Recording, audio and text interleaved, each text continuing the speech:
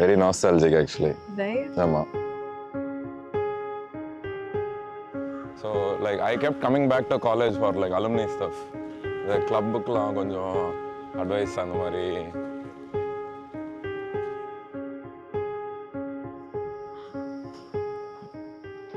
So நான் graduate ஆகி போனதுக்கப்புறம் என் லேண்ட்யார்டு வந்து நஞ்சு போச்சு. அது 5 வருஷம் அடிச்சடியில் நஞ்சு போச்சு.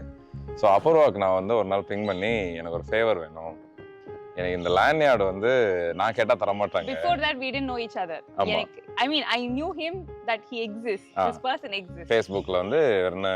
Yeah, I know him from Quora. So அப்போ வந்துட்டு அபூர்வாக்கு நான் பிங் பண்ணி எனக்கு அந்த பேட்ச்சில் யாராவது இருந்தால் தான் தெரியும். ஏன்னா வந்துட்டு ரேகிங்கில் அதனால யார் கேட்டாலும் கொடுக்க மாட்டாங்க, அந்த கரண்ட் பேட்ச்சில் வந்து தான் கொடுப்பாங்க.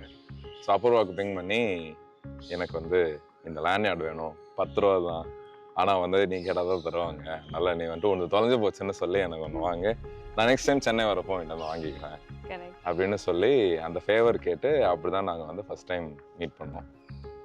ஸோ அந்த இடம் தான் இது.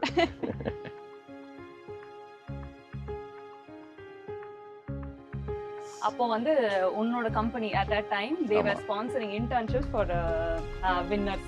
So அப்போ வந்து Rajki came because of that. Company representative. கம்பெனி ரெப்ரசன்டேட்டிவா வந்துட்டு அதுக்கப்புறம் we had this big discussion about oh we want to match, saree நான் போடுறேன், you also wear something அப்படின்னு, but you didn't have a shirt in that color.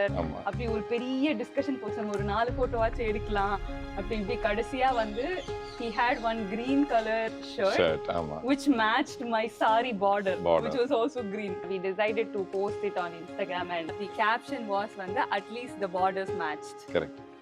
So that was the first public hard launch. Hard launch.